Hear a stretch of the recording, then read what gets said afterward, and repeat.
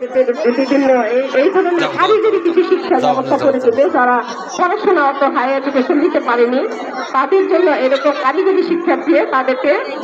কর্মসংস্থানের ব্যবস্থা করে দেবে, যাতে তারা নার্সে হসপিটালে চাকরি করতে পারে, মিডিয়ার সাংবাদিক বা এরকম ধরনের করে তারা চাকরি করতে পারে।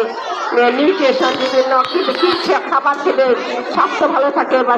এই ধরনের প্রশিক্ষণ দিবে, যারা ঘরে ঘরে গিয়ে মা স্বাস্থ্যকে বলতে পারে আপনি এই খাবার খাবেন, এই আবার খাবার খাবেন না, এই ধরনের নিউট্রিশন ধরনের খাবার,